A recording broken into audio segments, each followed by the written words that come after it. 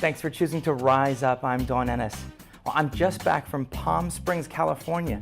I attended the National Lesbian Gay Journalists Association convention and convening. They've actually changed the name to NLGJA because they don't want to have transgender or bisexual Americans left out. There was a very interesting collection of different journalists from different perspectives, different orientations, different gender identities, all gathered in one place. And boy, was it hot, 114 degrees. And oh, they kept telling me, no humidity, it's a dry heat. But what was really hot was being able to be surrounded by all these excellent award-winning journalists and to also have great guests and panelists who were talking about different issues affecting the LGBT community. What took me by surprise was Fox News, of all places, sponsored the closing ceremony, the closing event. I decided to boycott that because I am no supporter of Fox News and I don't think they support me based on their programming. And at that ceremony, the MC stood up and said, "Ladies and gentlemen, things and it's." So there was quite a controversy over that. And you can read more about that on my blog, lifeafterdawn.com. I'm very pleased to introduce to you Jillian Gilchrest. Jillian Gilchrest is the winner of the Democratic primary for the 18th Legislative District here in Connecticut. She's a West Hartford resident and a mom of two. She's been door knocking all over town and tells me one man answered his door and asked her, "Does your husband know you're doing this?" He certainly does, and now we all do. Welcome to our show. Thank you. I'm glad to have you here. I'm happy to be here. Would you please tell our viewers, tell me, what is it that makes you want to run? You've never held office before. So I was on the Board of Ed here in town, but I've never been a state legislator. The biggest reason I decided to run is I think our state needs new, more energized leaders, folks who will take charge. I've worked in public policy for quite a while now, about 15 years. I'm passionate about public policy. I feel like that is a way we can make things better, not only for individuals, but for our state. And I also promote women's leadership. And so I've gone around telling other women, to stand up and be a leader, and so put your money where your mouth is. And I feel like it is time. Not only have you gone around, you've gotten a tan.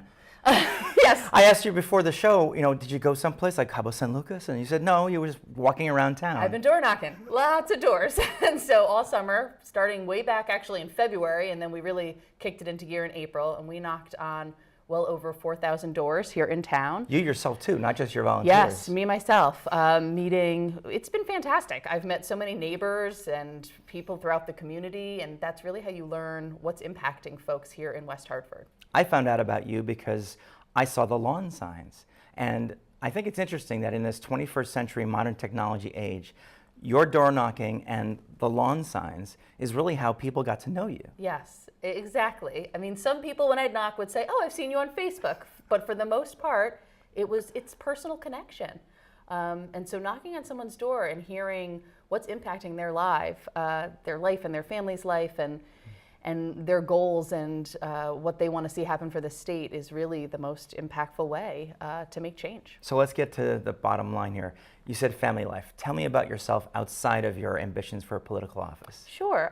So I live here in town, right over on Fern Street. I'm married with two kids. My daughter is in first grade and my son is in fourth grade. Great ages. Great ages. My daughter's hilarious, as is my son. He, like most kids his age, is really into Fortnite right now and is doing all these crazy dances on a daily basis. And my daughter just started soccer and is really into that. But they're part of the campaign team, and that's another really important thing. Them getting to see their mom running for office is tremendous, and them getting to be surrounded by young people who are energized and motivated to make a change is something I'm proud of and happy that they're getting to experience. In a different time, the interviewer would probably ask you, "What does your husband think about this? Are you running for office?" I don't really care. What I do want to know, though, is how have you seen a gender divide here in town? Because it is interesting that you're seeking to fill the seat of an incumbent who's been in office for a long time. Andy was a legend in town and still is, and has contributed a lot to our community. Is there a gender divide? Certainly, we are at an interesting point in time, and women are stepping up like never before. I think the election of Donald Trump really woke a lot of women and made them realize that things aren't as good as they thought. But when it comes to the vote, certainly I do tend to get more female support, but there are a lot of men who support women's rights, but also see the issues I'm working on, like paid family and medical leave, public education, the importance in that, and are ready for a change. That's the other big piece. So challenging a 23-year incumbent, I just feel like anyone after that amount of time can get stagnant. And in particular, that was a big reason I challenged Representative Fleischman. I did feel like we needed a new energy, and men and women support that motivation. I want to get to the issues, but I want to put to bed something that came up in the last days of the campaign. You were in a debate with Representative Fleischman. He's still our representative. Yeah. And you were asked, would you vote for him if he won? Your answer was complex, not crystal clear, but for those who listened to your words, it was very apparent you were going to support the Democratic nominee no matter what. Tell me about that decision to answer that question in that way and what it means, because there are some people who may still have some hard feelings about that. You know, what's been so interesting about running for office, and you started by saying, I've never done this before. I'm not a politician yet, and hopefully we can change what that means. So I answered honestly. With 5 days to go in the campaign, being asked if I'm going to support my opponent, there were obvious reasons I was challenging him. So that's a really difficult question to answer.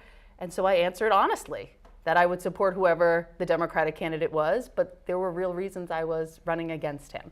Why would you say, yes, I will vote for the guy I'm running against? It's a very easy answer, actually, when you think about it. I'm glad that's behind us.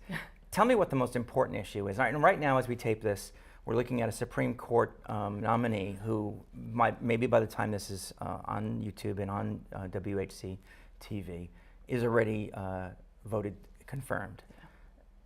He seems to be someone who is threatening our very basic reproductive rights, some of our civil liberties. It's a national issue, but it trickles down to us right here in Connecticut. We have state laws, but the federal law supersedes all. So tell me, what's the most important issue to you as a potential state legislator?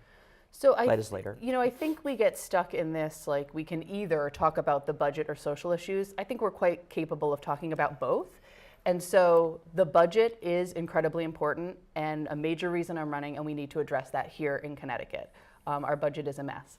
That said, the state is the barrier to any federal policies that are passing. And there's quite a bit of federal legislation that is really doing harm to many of the communities and people we care about. And so one of my top priorities is paid family and medical leave, because I think that can support so many families, folks who are experiencing an illness themselves, someone needing to care for an aging parent, and folks having children or adopting children. But when it comes to reproductive health, when it comes to sexual violence on college campuses, there are a number of things being done at the federal level that could impact us here in Connecticut. And if we don't elect Democrats who will stand up and be a firewall to those policies, I think we could see things change here in Connecticut that many of us would think is impossible. Take for granted. Yeah. And so, there's a number of social issues like that are a major reason I'm running. And I also find that, in general, we're looking at a potentially huge shift in our government here in Connecticut, from Democratic control to at least Republican shared, if not controlled. Despite what's going on in our national level, how would you as a legislature in the Democratic caucus, how would you work with Republicans if they were to either take leadership or to take the governorship? So fortunately, I've had quite a few years of experience with this. I've worked at different nonprofits doing public policy. And so I've worked on both sides of the aisle. And so I'd continue to do what I've done, which is having meetings with everyone, regardless of policy, doing my research, seeing how policies have been enacted in other states, and then having the conversations that a lot of people sometimes assume you shouldn't have or don't want to have. I'm willing to speak with a legislator who might not be there on reproductive choice, but might support paid family leave if you can have that conversation. And so I'll continue to do what I did around town is talk to people. I mean, it seems simple, but it's listening and having conversation. Something we're good at, right? Yeah, and that's how you move things forward. So those are the skills I want to bring in there. It's also continuing to connect with our community. I knocked on a lot of doors where people hadn't had their door knocked on in a long time or had never spoken with their elected official. Wow. And so that's incredibly important. And so doing forums, continuing to go door to door, we held a meeting at a coffee shop, wherever we can meet with people, in addition to social media, because that certainly is a way to keep in contact with the community.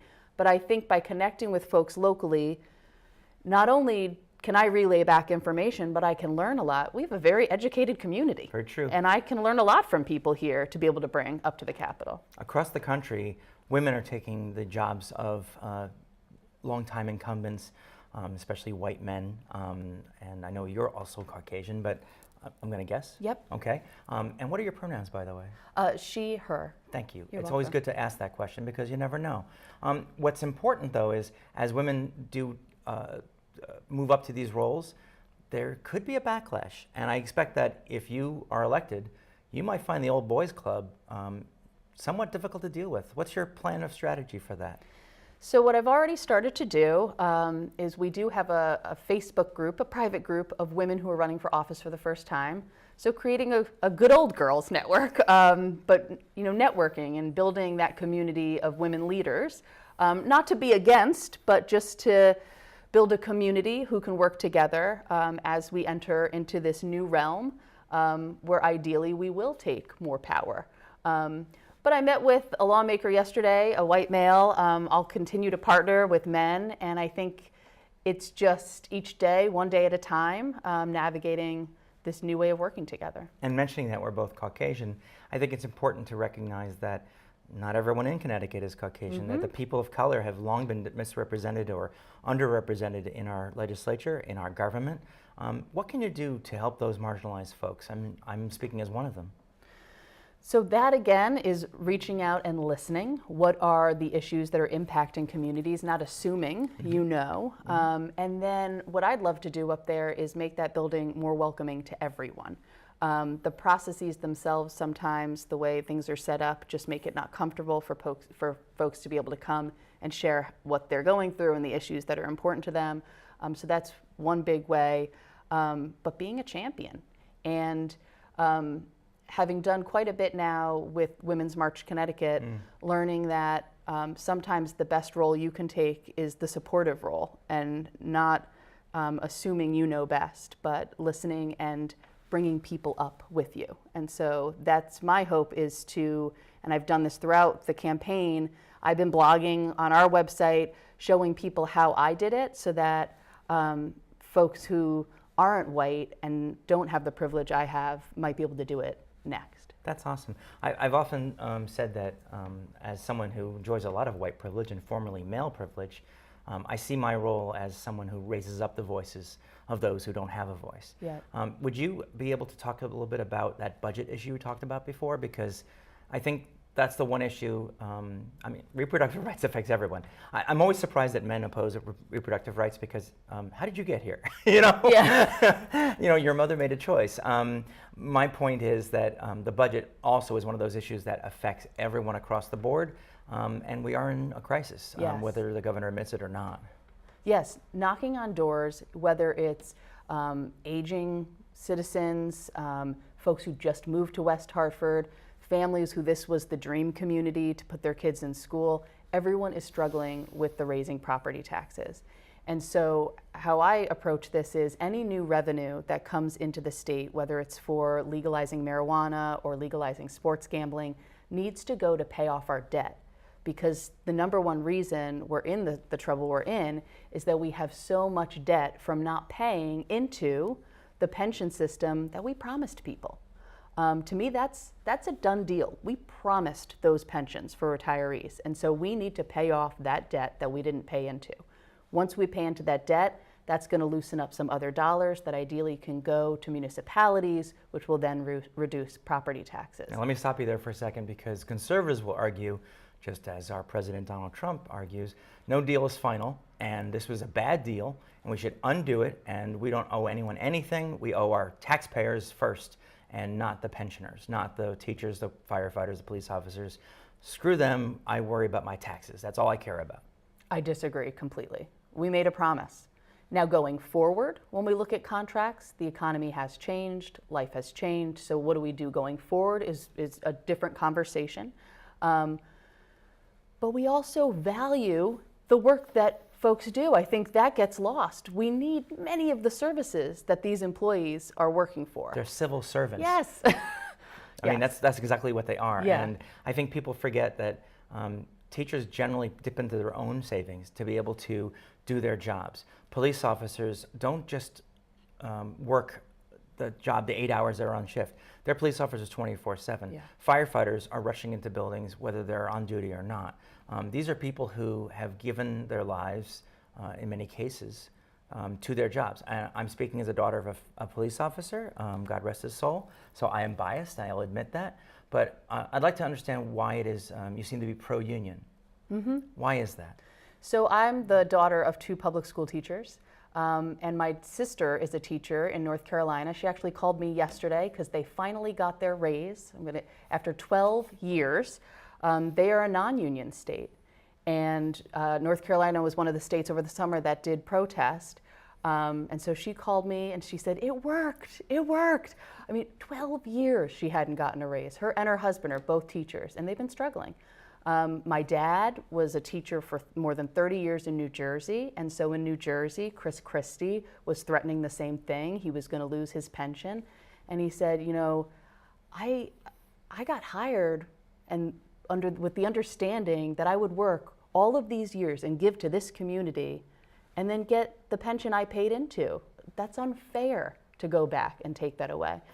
How do you feel about another hot button topic, tolls in Connecticut? Where I grew up, we always had tolls, but then they got rid of them, and now they're talking about bringing them back electronically. You just drive and they bill you. So for me, it isn't a hot button issue. I do support tolls. I too I'm originally from the state of New York. I think many of us travel through Massachusetts and New York, and so having tolls doesn't stop us from traveling down the East Coast or up the East Coast. And so I do want whatever tolls we enact need to go directly to paying transportation. And I can already hear the pushback, oh, it's never been like that. Well, that's why we're electing new people. We need to do things differently. And we need to invest in our infrastructure. That is a #1 reason we've heard that companies are leaving or not coming to Connecticut. It's crumbling. Yes. And would you support a toll that affects out-of-towners more than it does Connecticut? Yes, I definitely would. I'm a favor of that. Yeah. Tell me a little bit about the idea that in Connecticut we are losing companies. We are losing companies. We're bleeding corporations. What can a legislature do to stop that? Isn't that the governor's job? I think it's both. It's the legislature and the governor working together. It's also working with communities. So I'm interested to know from Hartford, from New Haven, from Stamford, what is it that you need? What is it that isn't working? Why are companies leaving? I mean, we do know transportation is a biggie, but having visited other cities in recent years, and I bring up going to Durham, North Carolina over last winter, there are cities that are similar to our cities, and they are booming. So I'm interested in doing more research to understand what policies are they enacting that we could do here to help support, to bring in both large and small businesses to just rejuvenate our cities and attract young people. That's why also I do support paid family and medical leave. Study after study has shown that young people will actually move to a place for the policies that their company offers. And so paid family and medical leave could be one way to entice young people to our state to work. As a former New Yorker as well, who've lived 14 years in Connecticut now, I'm very proud of our state. I think there are a lot of reasons people should move to Connecticut, and people all across the country, around the world, are watching this. Connecticut was recently voted one of the top best places to live. What would you do as a legislator to ensure that legacy, to make sure that it doesn't change? Because I think we all want to see Connecticut improve, and I'm sure you're running because you want to make sure that your children inherit a better Connecticut. Yes. I think one of the big reasons people love living here, I know for me, you hear all the time, people move here for the schools. Our public schools are amazing. We also have amazing public parks.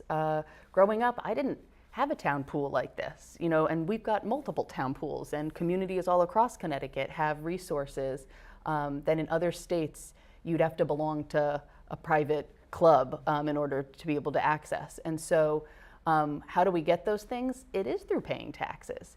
Now, I do feel like we've gotten to a tipping point where our taxes keep increasing, but the services aren't. And so we do need to reevaluate, and that's why I do think looking at property taxes, and that's the state needing to pay off the debt. But we don't want to lose the services that make Connecticut so attractive and such an amazing place to live, in particular public education. So another thing I'm really interested in, over the last 15, 20 years, we now have about 10 different public education funding streams. How can we clean up that system to ensure that we continue in our legacy of quality public education? How about property tax affecting your car? Yes. Is that something we want to continue? I don't know. That's a great question and something to look into, and I will look into it. I again come from a state where I didn't have car tax. Same here. So Same here. It's always been shocking. Now I've gotten used to it after this long, but I remember that first bill. It was like, what are you talking about? Exactly. No, I try to explain to people from out of state. I'm like, yeah, I got to pay my car property tax. And they're like, what? Yeah. It definitely isn't it doesn't seem to be fair, the car tax, the way it's done here. So definitely something to look into and potentially restructure. Okay. And now you're the epitome of someone who's rising up. You were on the Board of Ed, you're a mom, you're a longtime resident, and now you're running for office. You have an opponent.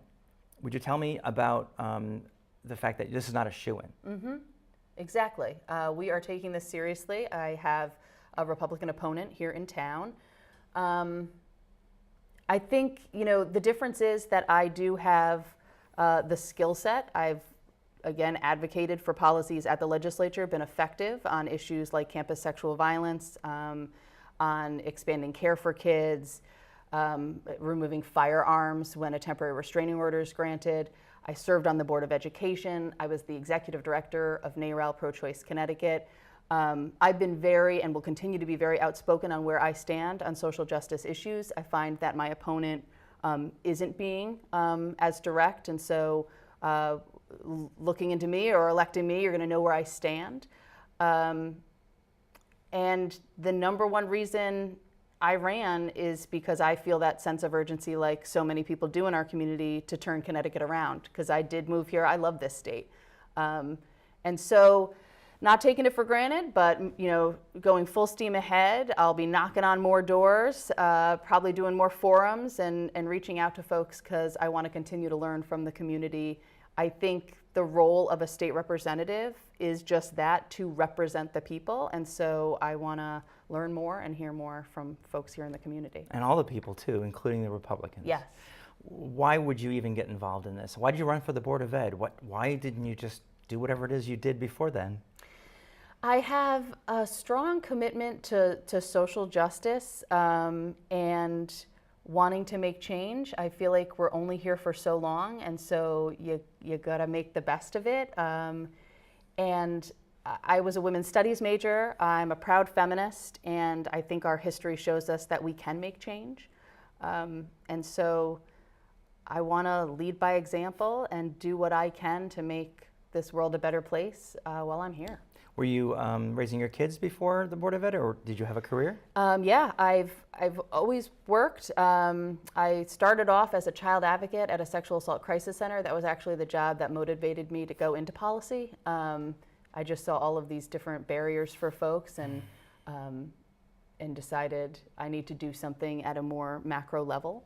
And so was working, and the opportunity presented itself, and again, being the daughter of two public school teachers, it made sense to get involved in that way. And now that this has presented itself, I am most passionate about public policy, and so running for state representative is something I always thought about, and I'm excited. I hope I get the opportunity to serve.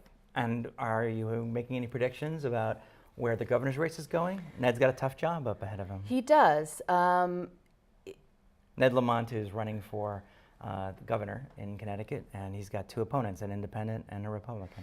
I'm I'm hopeful. I think we need Ned Lamont and Susan Bysowitz in light of who the Republicans have put up. To me, the Republican ticket very much mirrors what's going on federally. You have Bob Stefanowski, who really seems to only care about his wealthy friends and business. And then you have Joe Markley, who is so extremist, anti-woman, anti-LGBTQ, has passed, he was the only senator to vote against both affirmative consent and pay equity. He very much to me resembles Pence, and so I am optimistic that Connecticut will do the right thing. And I say again, Democrats can and are having conversations about the budget, and so I'd much rather elect Democrats to make those hard choices than Republicans. It all comes down to turnout, doesn't it? Yes. What can you tell people that they don't already know that I haven't asked you? What about you, Jillian, have we not covered? We haven't. I mean, maybe it's coming across my passion for these issues, that I have been in the state 15 years, working up at that legislature, effectively passing policies. I formed the Paid Family and Medical Leave Coalition in the state 5 years ago. So I saw that there was a need, and now I've watched as surrounding states have passed that, but effectively moved that policy through the legislature each year. I just didn't have the power to get it passed. And so by electing me, I'm going to ensure we get that passed through the legislature and signed into law. I'm a hard worker. That's what maybe people don't know. I think that's obvious based on what we've seen, but it's good to underscore. If you'd like to learn more about Jillian, you can go to lifeafterdawn.com, and we'll have links to her campaign and to her work. And this is one way to get registered to vote as well, by going to lifeafterdawn.com. Thank you. Thank you very much. Thank you. It was a pleasure. Absolutely. So that's another episode of Rise Up with Dawn Ennis. Stay tuned for more information about a new podcast that's coming from myself and one of my partners, Chardonnay Merlot. We're going to be launching a new podcast called Before the War. What's that all about? Details at lifeafterdawn.com, and we'd welcome to have a new special correspondent for the next episode. Until then, don't forget, come on, rise up.